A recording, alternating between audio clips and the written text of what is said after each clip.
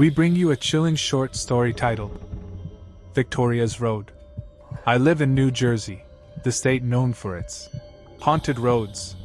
Crack open a copy of Weird NJ and you'll see what I mean. Clinton Road, a body dump site for the mafia and home of a little ghost boy. Shades of Death Road, where a woman buried her husband's head and body on opposite sides of the street. But have you ever heard of Victoria's Road? It's in Warren County, where the congestion of the Jersey suburbs fades out into mountains and trees. It's easy to miss, just a narrow gap in the thick forest that you'll drive right by if you aren't careful. But if you find it, you'll see, walking along the side of the road, a woman in a purple dress. You can ask her one question. Any question. She will tell you the answer. I went with my best friend Mira late one summer night. We were parked on the side of the road, overlooking the valley below, to review the rules. The air was thick with the sound of summer crickets and smell of barbecues from the houses on the mountain. The rest of the forest was black with shadows. Mira handed me the piece of paper, now damp and crumpled. It was in my pocket all day. Sorry, she said through smacks of gum. I rolled my eyes and began to read. 1. You must be the only car on the road. For this reason, go late at night, or early in the morning. Check. It was 12:45 a.m. 2. Your radio must be tuned to 102.2 the entirety of the drive. Turn off all other devices, including your cell phones. I don't think it's even possible to get that station, I said as I turned off my phone. But when Mira gave the dial a spin, it easily landed on 102.2. Static filled the car. 3. Don't stop your car for any reason other than Victoria. No matter what you see or hear, do not stop. Weird, I said to Mira. She shrugged. 4. Do not, under any circumstances, attempt to make a U-turn or go back the way you came. Well, that's easy enough, I said. You ready, Mira? She nodded. I turned back onto the road and rolled down the window. Yellow fireflies danced between the trees. The sounds of crickets filled the air. The breeze was warm and humid. Are you sure it's this way? I asked. The road tilted up, climbing the mountain. In a few minutes, we'd be at the top.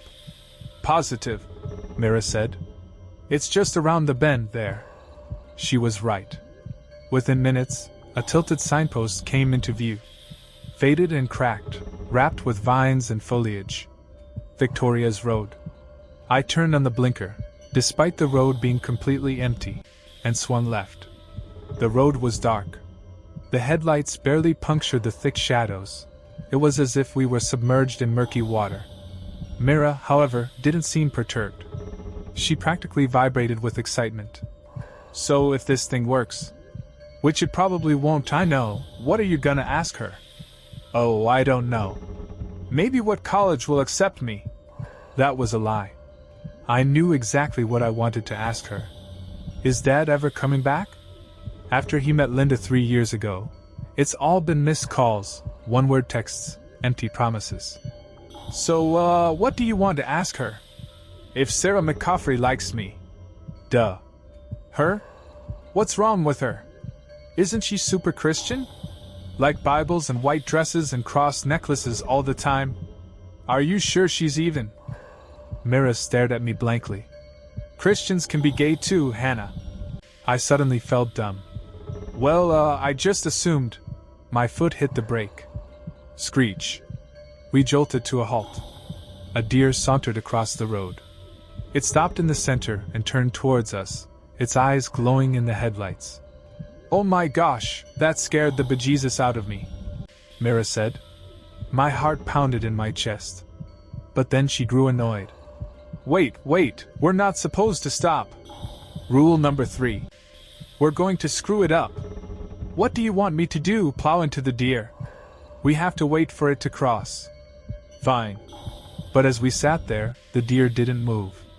It just stood there, in the headlights, watching us. Get out of the way. Come on.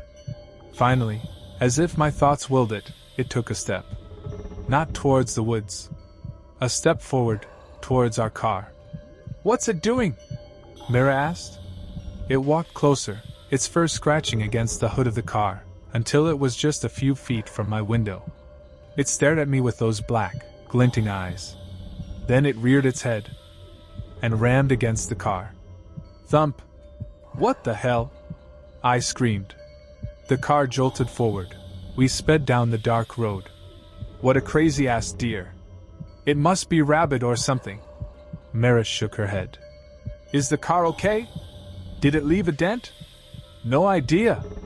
If it did, Mom's going to kill me.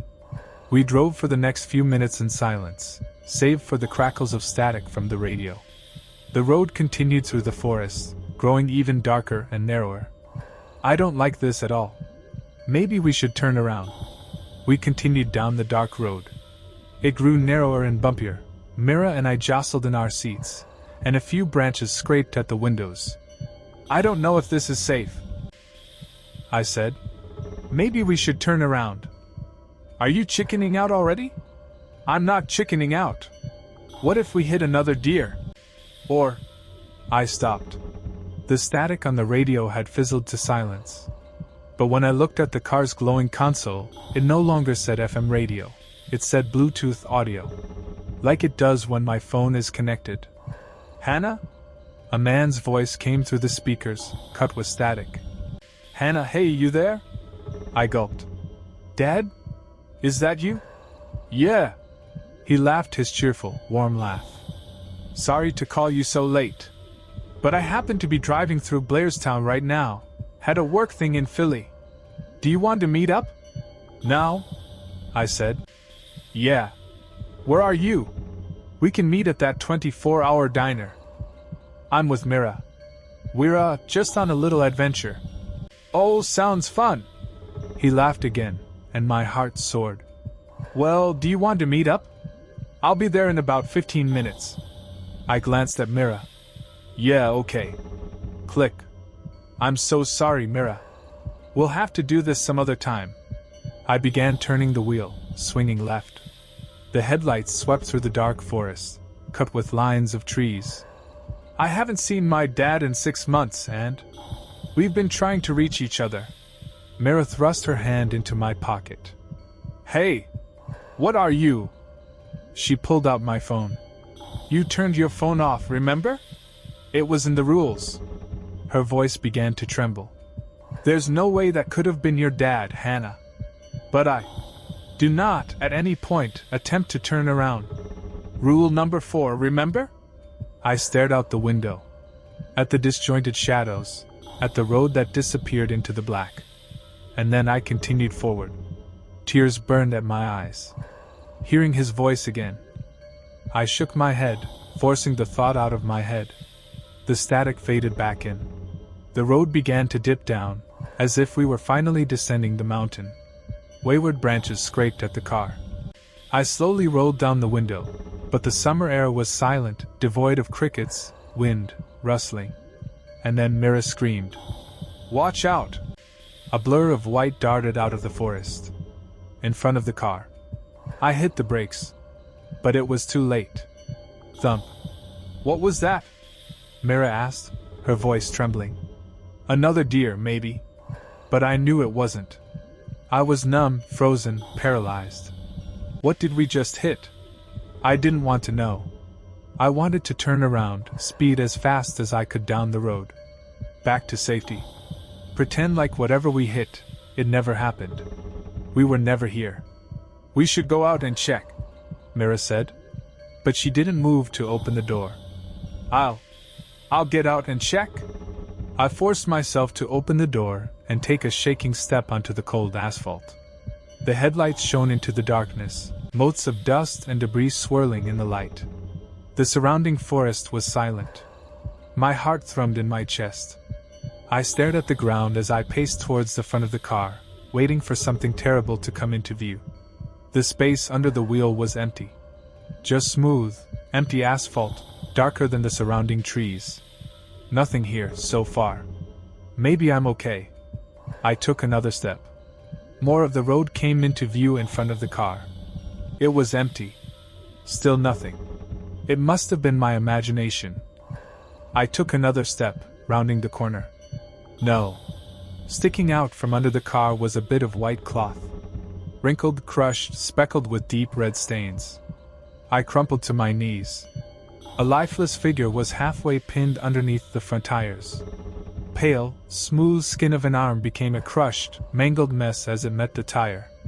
Tangles of auburn hair, whether stained from the blood or natural, I couldn't tell, spread out across the asphalt. I shot to my feet. Myra's eyes met mine through the windshield. As soon as our stares locked, she understood. "Oh my God, Hannah!" I broke into choking sobs. "I didn't mean to. I didn't even see her." I looked down again at my feet, as if I expected her to suddenly disappear. But the white cloth was still there, poking out from under the hood. "I didn't mean to. Oh my God, what are we?" My sentence ended in a strangled yelp. Something cold grabbed my ankle. Hard. It violently tugged. I fell to the ground. The tar scraped against my chest. The metal bumper hit my head with a sickening thump.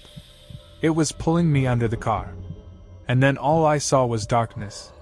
Save for the few inches of light between the dark metal of the car and the pavement. "Help!" I screamed. My voice was muffled, muted, under the car. I thrashed and squirmed, but the grip held tight. I looked back. All I could see was a mangled mess of white cloth, blood, and red hair. Unnaturally contorted and jumbled, as if she were horribly disfigured before I even hit her. I screamed as my body scraped against the tar, staring at that little gap of light. Myra's face appeared. She grabbed my hand and pulled. "Hannah! Hold on!" she yelled. She yanked and tugged with all her might. The cold hand released. Within a few seconds, I was out, panting in the darkness. "Hannah, are you okay?" she kept asking, but all I could hear was a ringing in my ears. "I'm okay," I groaned, stumbling to my feet. I think I am." "What was that?" "VRRRMM." The roar of the engine. We looked up. The woman was no longer under the car. And the car was rolling forward. "Run!"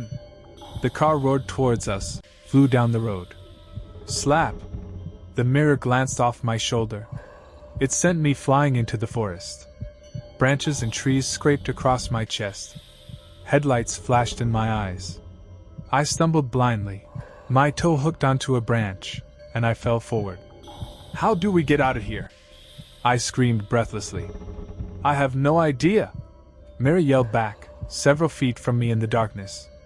The headlights flashed across the tree trunks, shifting the shadows. I stood up, backed away. The sticks crunched under my feet. The wind whistled through the trees. Myra's hands fell on my shoulders. She was shaking with fear. Snap, snap, snap. The car careened into the bushes, towards the trees. Half off the road, threatening to follow us into the forest. I squinted at the windshield.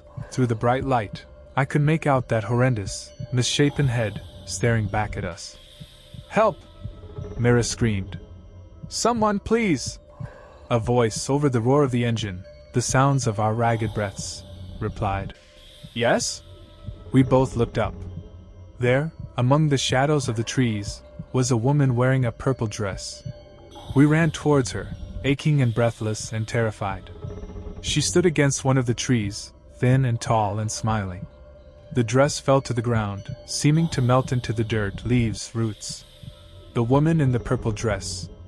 You may ask her one question. One question, only, and she has to answer it. I no longer wanted to ask about my dad, or colleges, or anything else. Everything was gone from my mind, except one singular, ultimate question. I took a deep breath and shouted, "How do we get out of here?" I looked up. She was suddenly standing just a few feet in front of us, towering over Mira and I, her long dark hair fluttering in the wind. "That's always the question, isn't it?" she asked, with a sad smile. VRRRM. The car roared in the distance, headlights flashing over her face. She lifted a hand and pointed into the darkness of the woods. "Run that way. Don't stop until you've come to a small stream. Turn right, in 10. minutes you'll find yourselves on a residential street. We didn't need to be told twice. We ran through the darkness. The roar of the car faded into the distance. The bright white of the headlights faded into shadows. We didn't stop until we got to the stream, breathless and aching. Then we turned, like she instructed. We found ourselves on a quiet, residential street and knocked on the first door we saw. The police never found my car. They just tossed our file in with the rest of the strange occurrences on Victoria's Road. Disappearances, injuries, sudden mental breakdowns. We weren't the only ones dumb enough to drive down the road. But we were one of the luckiest. Other than a few scrapes and bruises, we were okay. So, to answer your question, yes. The legend of Victoria's Road is true. Every person who drives down it gets one question answered, absolutely truthfully. But the question they choose to ask is always the same. How do I get out of here? However, that doesn't mean our other questions went unanswered. The trauma of the experience forced us to ask the questions ourselves, to the people who could answer them. In the wake of such terror, asking out the girl you like, or calling up your estranged dad, just doesn't seem that scary anymore. We got our answers. Will you?